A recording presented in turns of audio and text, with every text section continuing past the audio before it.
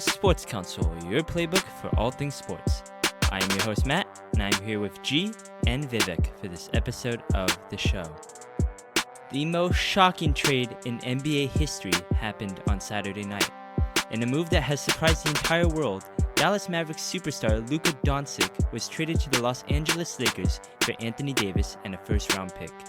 We give all of our reactions, analysis, and predictions on what's to come based on the stunning move that has changed the NBA landscape overnight. Today is February 2nd, 2025, and this is episode 168 of the show. Man, what a fucking shams bomb, man. This is an emergency podcast, folks. I don't think we've ever done this in the history of Sports Counsel. This is like 160 episodes in, and this is the first time where we were like, okay, we got to actually do a little podcast about this, I guess. We got to talk about this. We had to. Let me just say, when I first saw the news went down in a group chat, I was just stunned. I was driving on the way back. It was a red light. I pull up my phone just to make sure that I was checking another message from my parents at the time. And I literally see a notification that Luka Doncic got traded to the Lakers for AD. And I'm just like, no way. This is one of those NBA Centel tweets, right? Nah. And then I literally just opened Twitter for a little bit. The whole timeline's going ablaze. And for the rest of the 10 minutes I was driving home, I was just so distracted. Were you just like, you were like processing everything? Like, I thought we were in a simulation. I'll be honest. I haven't been this shocked since forever. KD to the Warriors is pretty crazy too. I feel like this is on the same level. I think that was crazy, but this might be crazier. Yeah. The biggest thing about this is because I think this came out of nowhere. This came out of absolutely nowhere. Yeah. Like I'll give you like the recap. Like, I mean, when me and G were talking about it, like I remember I was in my house. I wasn't doing anything. I was like sick. So I've been sick for the last week, if you could recall from the last episode. But, you know, I was at my house. I checked the phone and I think I saw something that said like, oh God, Shams has to be hacked, right? And then I look at Shams' tweet, and then I see like this ridiculous trade here for involving Luka Doncic, which should never be involved in a trade. And I text the group chat, the Sports Counsel group chat, and I'm like, is Shams hacked, right? And then like you agreed, G, you were like, yeah, it's got to be hacked. And we were just like, we were agreeing like, because like we know ESPN, they make a banner, right? They make this like graphic every time they make a trade, and we didn't see that graphic, so we're like, okay, he's probably hacked, right? And then like a couple minutes later, the graphic shows up, and then I turn on SportsCenter and they have breaking news, and I'm like, oh fuck, this is real. This is actually real. Like, I cannot believe this. Would this be the most stunning trade in NBA history? Has to be, I think. Yes. Do you know why? Because it doesn't. First of all, I think it came out of nowhere, right? There's no rumors or anything. There's no like Lakers are shopping around AD or Luka's being shopped around. Nobody knew. No, I feel like nobody was consulted. It was all done under the table, which is pretty crazy, especially with the level of players that are involved. Like not hearing any reports about it is just like insane to me. Yeah, and to give you just a full recap of the trade in and of itself, as reported by Shams Charania, who like wasn't there in the first like hour of SportsCenter, so I was still thinking like it was a joke. But the Lakers got Luka Doncic, Maxi Kleber, and Markieff Morris. The Mavericks in return got Anthony Davis, Max Christie from the Lakers, and a 2029 Lakers first-round pick. Utah Jazz were involved in the trade. They got Jalen Hood-Schifino, 2025 Clippers second, 2025 Mavericks second. I mean, full terms of the trade right there. Yeah. Hey, shout out to the Jazz. They just came up, man. Congrats. I don't even know. I mean, this is like, they really got 2 seconds and some guy that I've never heard of in my life. Just for participating. Just participation award. It's more than I could say about the Warriors, man. They can't even facilitate trades. We can't do that right now. I mean, okay, how are we supposed to feel about this, guys? What's our reactions? The Lakers, man, they shout out to them, man. I don't know how they did it, but acquiring Luka is like, I don't even know, man. It's just like, it is the thing. It's like the greatest thing that could have happened. It's like the hypotheticals that fans make up that never happened, but it feels like it's like literally 2K simulated. I don't know, like. Dude, 2K wouldn't even let this happen. Yeah, like, but you know, if you saw it, like a picture of Luka and a Lakers, you'd be like, that's on 2K. Dude, I'll tell you how it happened, G. Nico Manning just literally went up to Palinka and handed Nico Luka Harrison. Doncic. Let's get this Not right. Mannion, right? Not Harrison. Let's get Mannion this is right. also another scrub, but Nico Harrison's the real scrub over here because this might be perhaps one of the worst moves I have ever seen from an NBA GM, and I don't even think that this requires a few years to even settle outright. Even if you were to win a championship right now, this year, stop. If you win a ring, it's worth No. it. I agree. No, If we're you not going to do that. There's nothing bigger than winning a championship. And but you're winning a couple risking. championships. Yeah, but then that's just like you greed. throw away the long term though. G. That's the thing. You have a 25-year-old perennial MVP candidate, someone that led you to the finals less than a year ago, and could keep you in playoff contention and championship contention. Even if you were I'm able not to saying go it's a all in good on this trade. core. I am 100% not trying to say this is a good trade, but we're not gonna act like if, let's say this year or next year, they go out and win a championship, like it's not a good trade then at that point. Because it's like That's the only way to make it comparable, though. I see what you're saying, G. Like, if they win a ring, that's a huge accomplishment because Dallas hasn't won a ring in, 14 years now at this point, which is, to be fair, a lot better than a lot of NBA franchises, half of whom have not even won a championship yet. But even then, Luka Doncic is considered to be in that potential GOAT tier. This is a player that shouldn't be available for a trade and could get you there year over year and gives you the best chance to win. You're going all in on effectively a glass cannon in Anthony Davis, and their two best players are now the wrong side of 30. They have had injury prone histories in the past too, and really their window is just going all in this year and next year, in my eyes. Yeah, I agree with you on that, and I think obviously they're still a good team for this year, next year, as we were talking about. But I think it's all comes down to, okay, it's a bold move, right? But if a bold move like gets to the ring, then it's like completely validated. But anything less is not. Like making the Western Conference Finals and losing to Nuggets, no one's gonna be like, oh, now is a good trade, right? Like I think nothing short of a Super Bowl finals ring will. Make this trade make any sense on the Mavs end of thing, because you're trying to win now, so you have to win now. Yeah, this is putting the biggest target on the Mavs' back in perhaps the history of pressure cooker like situations. It's probably even worse than when the Warriors got KD and the whole NBA pretty much had the Warriors circled on their calendar every night and they were giving their best for years on end. You're giving up your franchise centerpiece for the foreseeable future, and this isn't a team where it's hands down going to be dominant in a guaranteed fashion. Anything less than a deep playoff run that results in a championship is going to be nothing less than a failure.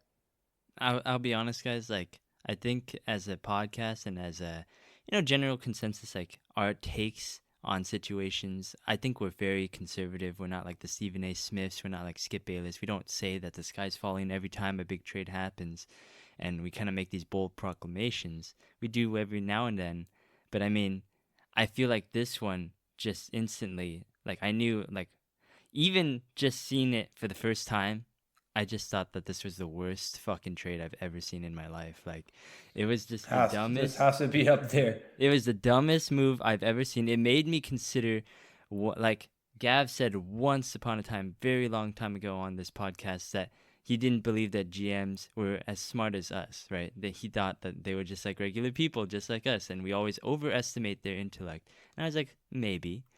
This one, I felt like, you know what? I feel like I could do a better job than Nico Harrison here. Yeah, like, that's crazy. I like, this is the first time I thought, you can make me trade Luka Doncic. First of all, I wouldn't do it. But second of all, like, I could do a better job than this, right? I could, because he didn't do, like, I hate what happened. I hate the result. I hate the outcome. I feel like they didn't get as much of a return they could have gotten for a 25-year-old superstar, which was basically up until yesterday was considered untouchable, right? He was one of the guys. But then, he didn't follow the process. He didn't check in with any other teams. He checked in with the Lakers, the one team. He just called up Rob Pelinka. He was like, oh, yo, we were, buddies because of Kobe or Nike or whatever, some shit like that, right? And then he's just like, okay, you want Luka Doncic? Let's just work this shit out. Let's get the Jazz involved for some reason. Make this happen. It's just, why wouldn't you call the other 28 teams, start a bidding war or something? It felt like he was going out of business and he had to just trade Luka right off the clearance rack because they were going out of business the next day. It just makes no sense whatsoever on what does he do as a general manager to just call. Bro, have you guys heard the quote from him today? He said, "When I think of the future, I think of the next 3 to 4 years. I'm not thinking 10 years from now, because by then, me and Jason Kidd will probably already be canned. If not, we'll probably can ourselves." And I was like, "What the fuck does that mean? You want to be fired in like 2 to 3 years? Like what?" It feels like organizational malpractice to say something like that. It's very myopic and short-sighted, and the whole press conference was a whole doozy. I was just like, you got to make a press conference and you do something that fucking stupid, bro. Mm-hmm. Like, you fucked up. The whole world thought it was a joke. Everyone thought he was hacked because of how ridiculous the trade was. If that doesn't like give you pause as a GM already, and then like everybody's destroying your name right now. He's like, oh, maybe in 10 years they're gonna like destroy me. No, we're destroying you right now. We're gonna destroy you right now, dude. Because and we're gonna destroy you next year. We're gonna destroy you for the next 3 or 4 years. This is something you get fired for. You know what I mean? Like, and the NFL comparison of this is like, I think Titans GM trading AJ Brown and then getting that first back and then just completely shit. And I'm not saying that. But you could even see the logic in that, right? You're right. But in this law, there's no logic. In the offseason, they're gonna really think about like, we got a bunch of 32-year-olds. What the fuck do we do? And I'm like, wow, we need to fire this guy. He's gone. It makes me think of like what would be like a Warriors comparison for this. I was like thinking like trading like prime Steph Curry, 2015 Steph Curry back in 2015 for like Marc Gasol or some shit and a first round pick. And even that is like, and it's unfathomable right now. And like, I know AD is better. I get it. The fact that we're like saying, oh, this is such a terrible return. And AD is a damn good player. Like, we're not gonna top 10 player. He's like borderline 9 or 10. Yeah. And he's having a great season. And also to add this caveat, AD hasn't really been that injured the past 2 seasons too. He's been pretty good when it comes to his conditioning and availability. So the whole street clothes rhetoric doesn't really apply at this situation. Fingers crossed, obviously. But he's been a very effective and a very, very good player. I think he just dropped 40-20 his last game as a Laker. Yeah, I mean, I believe why Nico Harrison traded only with the Lakers is because he probably has some kind of crush on AD. Like, literally, that's the only reason, because I think he really wanted AD, and he was willing to trade Luka for it. I don't know, God knows why, but, like, he must have wanted a certain player in return because he wanted to win now, and he thought AD was that key piece, which I get in a way, but I wouldn't trade Luka for him. Yeah, I mean, in terms of what they got for return, like, people are like, you should have started a bidding war and like gotten like a bunch of like fucking picks or something. And I'm like, yeah, but you could still do that. Like, if you're like, I'm just fuck this, I'm canning everything, like, and we're gonna rebuild, then you could just trade AD for like 4 or 5 first round picks, and then you're back to what people were expecting, right? Just a fuck ton of picks, and then it's like that. I don't think that's what they wanted. And then if you're talking about win now players that were available right now, like, I think if you're offering everybody Luka, you might get like a call from the Celtics for Jaylen Brown.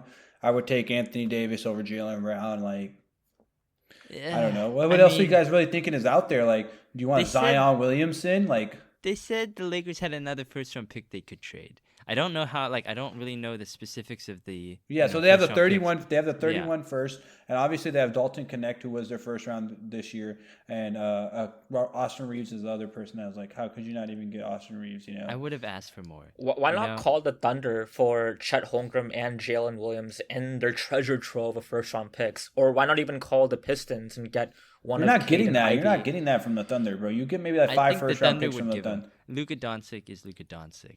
But it's Luka. At that point, you have to go all in for someone of that caliber. I mean, and also if you think I'd trade everyone.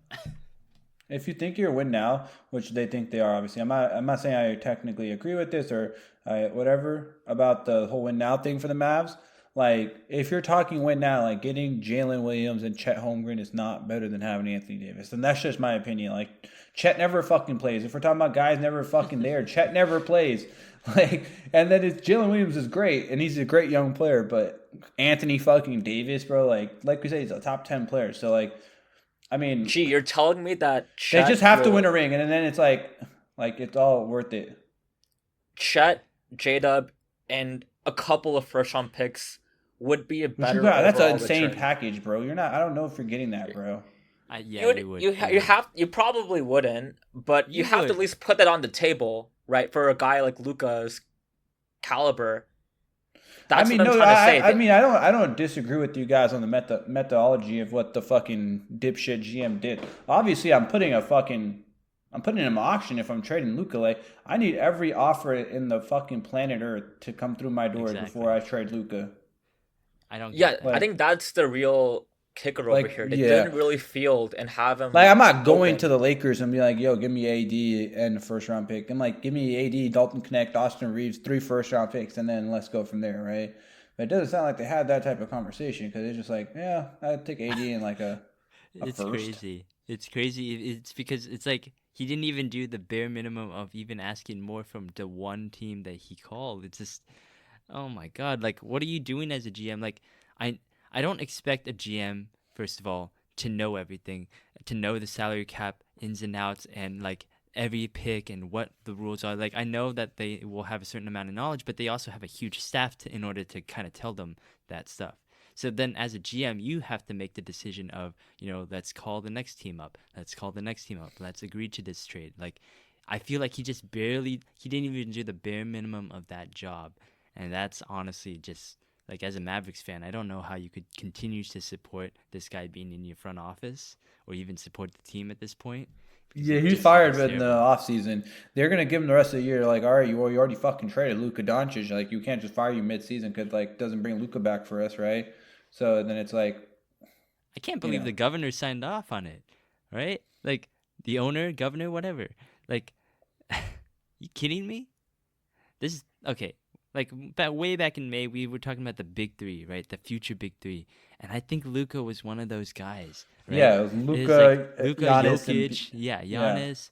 Like, these guys are untradeable. Wemby probably is in that conversation. Like, there's only so many people. There's no way if I'm trading Luka, I'm not calling the Spurs and asking about Wemby, bro. That's the craziest thing in my I don't, like you guys said, that part of it is just the worst part about this trade, and that's what I think everybody is having problems like understanding. Is like, why not like just do due diligence, right? Like, 25-year-old, he's already. My suspicion is that Wemby might have been the first player that Nico Harrison inquired about, because in the article that breaks down the trade, there was a report that Nico Harrison came to one unnamed team regarding a particular unnamed player, and thoughts are Wemby.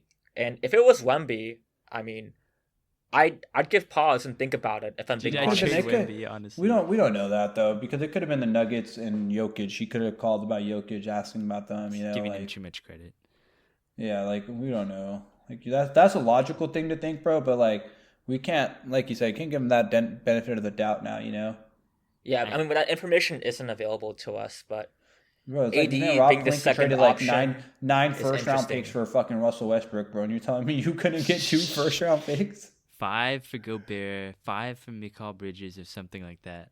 Yeah, it was 5 for Mikal. Yeah. Oh Jesus, like Paul George, right? It's like I don't get it. Yeah, well, yeah, that's pretty bad. But I mean, we've talked about the Mavs end of this pretty bad. We ripped their GM a new one, but what do we think about the Lakers end of this? Like, what do they do here? Is like LeBron and Luka like win now? Like, can we take them more seriously than the Mavs? I guess he's a great comp, because they're the other side of the trade, obviously here. Are we talking like right now? I think that right now. I'm talking this season. I know Luka's hurt. I think the Lakers are worse in the short term, but they're very well positioned for the long term. Yes. When you get a 25-year-old superstar who just made a finals appearance, I'm even saying like they have a better chance of making the conference finals now. Like I get the roster's poorly constructed right now based off of what they have, because LeBron and Luka, they're both pretty ball dominant, right? So they can't both have the ball at once, and they're both kind of doing their own thing. But I mean, this is a team that's positioned for the long run. They're probably going to dominate the 20s with Luka.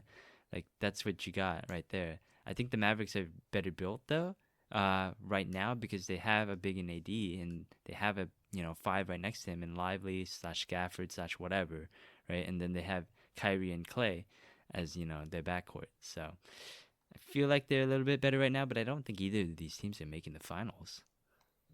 But if your bet is like who makes it further, like who you putting that bet on? Of course, the Mavs. I mean, it's not a question. There's a huge hole when it comes to the big man situation in LA. But that's I feel like that now will be a lot more feasible to figure out. And now it's like, okay, now we know exactly what we need. We can call the Bulls and get Vucevic or something, because they still have that other first, right? Like, yeah, there's nothing stopping them from doing something like that, and they still got young guys that they could trade off or whatever the other team is looking for. So I think there still could be a good chance the Lakers could do something here. I'm just very curious on how LeBron and Luka work on the court together. Like you said, they're so ball dominant, and each of them gets like eight from assists from LeBron and like 10, 11 from Luka, right? So it's like it should be interesting how off ball chemistry works with both of them. I have a question for the Lakers. Like, I don't know. Thankfully, we don't have a Lakers fan right now on this pod, but like, if I were Lakers fans, I was just thinking, like, do you really think that you're going to contend this year? Do you think that this is a team that can get you to a championship? And if not, why wouldn't you just sell everything right now for Luka? Like, I remember hearing on SportsCenter, Brian Windhorst and, all the other guys were talking about basically now this is Luka's team, not LeBron's team, right? The torch has basically been handed so that because Luka's going to be the face of the LA Lakers, like, franchise for the next 10, 20 years, because they just got gifted another superstar, just like LA always gets, right? And, why wouldn't you just build around him now? Like, forget LeBron's timeline. Like, you're going to have this great coinciding of them, but why wouldn't you trade LeBron? Why wouldn't you trade just everyone now, try to surround and build Luka up, and then build yourself for the years to come?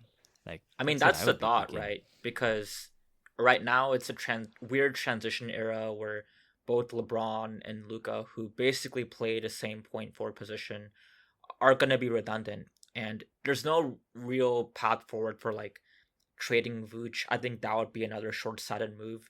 I think it's best for them to empty the cupboard, clear the books, and just build around Luka and just get more cap space. I mean, it's Luka Doncic. I don't know, man. I can't like disagree with you guys on that more. But I feel like they're one center away from being one of the best teams in the West. Like, I don't think there's like a team in the West. Even the Thunder, I'm just like, holy shit, you guys are just so much better than everybody, Like, the Thunder are obviously probably the best team in the league, but they're not like unbeatable fucking, Like, didn't the Mavs beat them last year? Like, and you have the guy that beat them, like, and you have Braun now. It's still doable. You just got to find a center.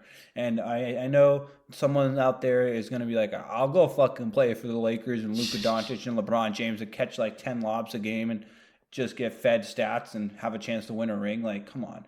Like, you're not going to tell me, like, if you're a center, that's not, like, sound appealing to you at all. I mean, the depth of the Lakers is still an issue, and I don't trust the rookie head coach in JJ Redick compared to the juggernaut that is the Thunder JJ Redick. right I now. could coach that team, bro. I'm gonna be like, hey, Luka, you take it up one time. Next time, Bron, you take it up the next time. And then after that, bro, like, y'all just figure it out from there, bro. Like, I mean, the Lakers come on, have a bro. bunch of flashy names right now, but I just don't see how the roster gels together, especially at this point, for making a legitimate championship contention run, as opposed to other teams in the West. I mean, namely the Thunder in this case. The Thunder are still clearly the team to beat, and I don't really see the Lakers putting up a fight. But I do think that in the long run, once the dust settles around the Lakers and they're able to get some more cap space and figure out how to build around Luka, that's when you really see the Lakers try to turn a new page, and they were just gifted a new, fresh start, and it's pretty unbelievable, honestly. How could you not be mad about that? You're fifth Shout in out the to them. West. You're fifth in the West. You got Luka Doncic, who has basically already shown that he can single-handedly carry a team to the finals. You got LeBron James, who's done the exact same thing. I would give it a run.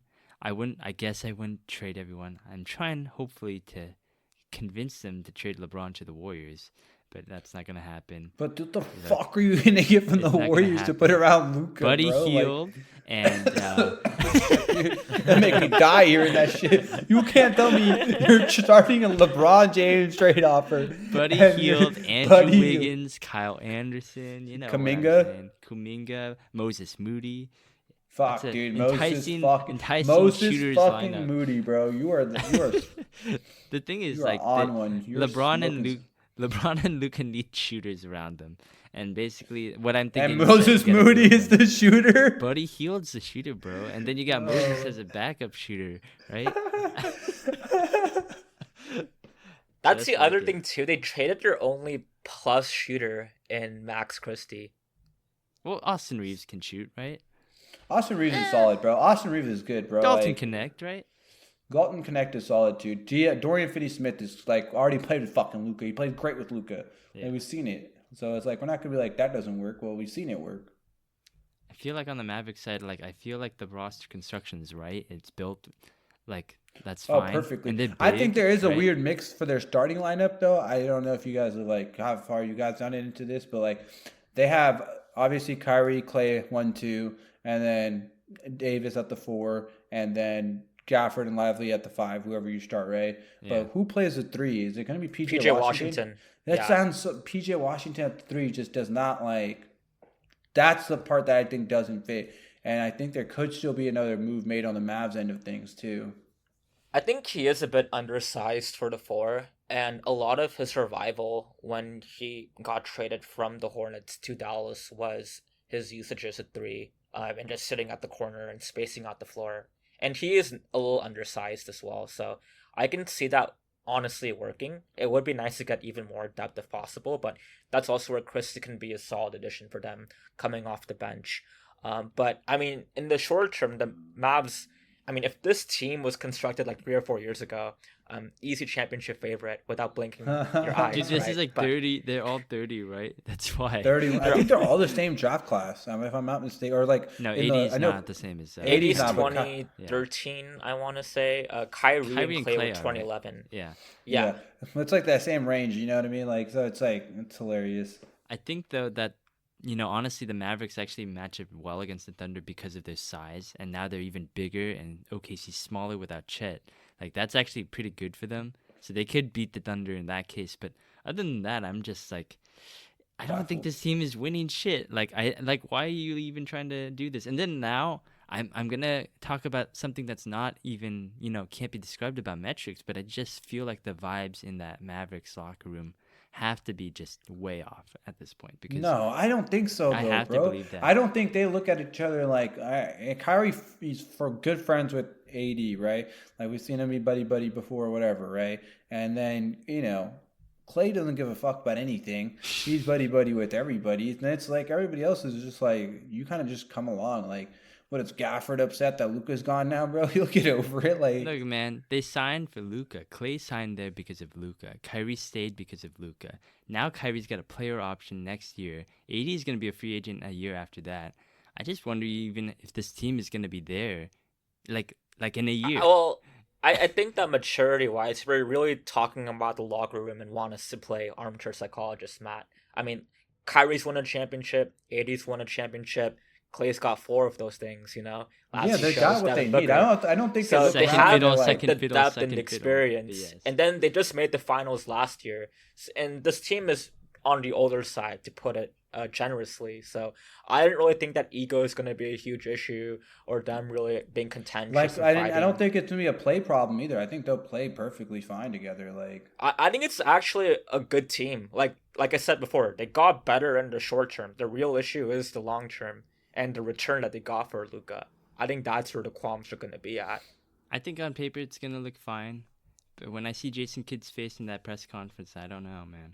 And then they just I feel him though, because you got there for one purpose, which was to coach Luka. Like I feel like remember like Jason Kidd's going to coach Luka to do this and that and this and that, and like the whole point of him coming there was, yeah, and he did well too. So I think you're right about that. I don't know if this team sticks around, if Jason Kidd will be their coach going long term. That'd be insane. That'd be so stupid. And then, okay, last but not least, I want to mention the fact, like, first of all, we said that there was something like once the trade actually came out and we actually had to process it, we were just like, there has to be some kind of news where AD wanted out, Luka wanted out or something, and then all of a sudden it was just like, They you know just what? fucking fat It's just shame no, Luka. it's because Luka's fat. Defense wins championships, said Nico Harrison, and apparently Luka is not that kind of guy that which we know he doesn't really do great on defense. But then all these reports came out where it's like, Luka ballooned up to 270 pounds, during the thing. They were sick of his conditioning and his weight fluctuations. And I'm just like, God, that is just the dumbest thing I've ever heard in my life, because like you can't get him on Ozempic, like you can't just make him fucking do a workout. Like just get him a personal trainer, follow him around like they did with Des Bryant. Like, oh my God, just it doesn't make any sense to me. Like, unless he's fucking, like, he's so fat that the next time Like he Zion makes, Williamson fat, right? he makes a jump and then his Achilles explode. Like, that's the only way where it's just like, because it's not an injury risk. It's not like, He's never been injured. Yeah, it's a stamina thing. He has a 1 week calf strain right now, and this is probably the longest he's been out.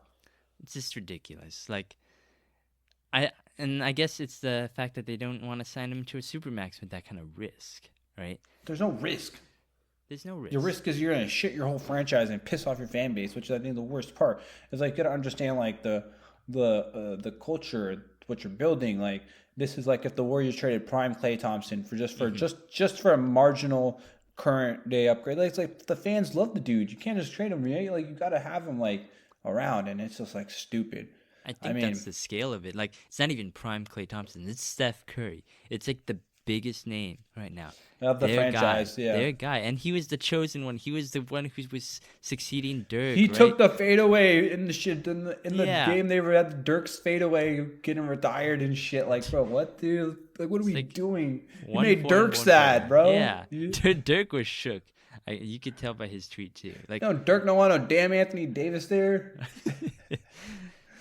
Barely speak English, bro. Like, come on, dude. It doesn't make any sense. Like, there's just certain guys you don't trade. That's one of them. Yeah. Like, that's lesson number one. Let's. I know we talked about this trade a lot. I feel like we've covered all ends of it. We haven't talked about this impact on Bronny's legacy, but okay. But we can skip that for now. It seems like you don't want to talk about that. But there was another blockbuster trade. Mm-hmm. Blockbuster? Can we say blockbuster? De'Aaron Fox. All right, let's give it a minute. Let's give it 1 minute right here. I mean, I think it was just expected. I think it's a good pairing. I think Fox and Wemby are going to be great together. Kings kind of got what they got. They got through picks and Levine. I'd say that's decent return. And then the Bulls got screwed because basically they got nothing for D Rose and Levine leaving. So they got shafted. Dude, that's okay. Well, also, okay, I was watching a YouTube video and the guy broke down the Kings aspect of this, and it's actually they're kind of getting fleeced too for losing their franchise guy with a year and a half left on his contract. They got obviously Zach LaVine, but the pick they got this year, the Charlotte Hornets, is top 14 protected, and unless Charlotte Hornets turn around and become the best team, that pick is going to be Charlotte Hornets, right? They have to become a playoff team for them not to get that pick. And that pick will convert to 2 seconds. 2 seconds. And we know seconds, or you can get a bag of chips for said 2 seconds. You can get Jalen Hudson in some seconds just for or being you alive. get Jokic too. Yeah, okay, well that's fair. But then you got the next year's first round pick, which is from it was not even the good picks that the Spurs had, like the Hawks picks or any of those picks. It's like the Timberwolves first round pick. So I don't think they're going to be bad. So it's not a really good first either. So it's like, what did you get for Fox? Just Zach LaVine? Like, that's it. Let's go, Zach LaVine. Let's go. They call him the better Bulls West. Oh Jesus! You got your Colby White and Malik Monk. Obviously, you got LaVine and DeRozan. And then you're like, what about Vucevic? Oh, I got a foreign center for you. And he could get rebounds too. His name is Domantas Sabonis, bro. I think they would just put in a rock in a hard place. I mean, they had to trade him.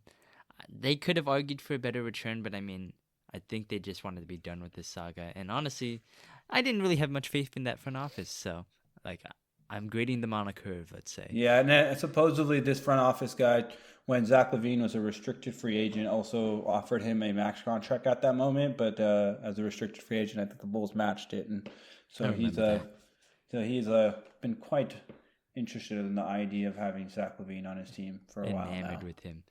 Oh yeah, I just love me Zach LaVine. But shout out to the Spurs, man. Keep the CP and Fox. Let's go. You happy? You happy Dude, as a Spurs loved fan? it, bro. Are you gonna be shook when he gets traded back? CP3 gets traded back to the Warriors. I'm honestly would be so happy with that, bro. I have one of his. I have that. You know that Warriors jersey. It looks like the Cal Bears jerseys. I have that in a Chris Paul, bro. I never got to wear it to a game. So if he got traded back, that'd actually be great. Oh, you have a CP3 Warriors jersey?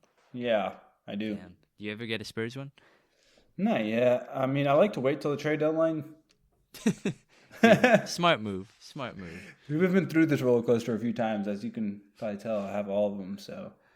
All right. Before we sign off, basically, any trade deadline predictions you want to make at the buzzer? Where trade deadline's on Thursday. We're gonna release this episode. Quick answer. Where's Jimmy Butler going? Staying. Please don't come to the Warriors, dude.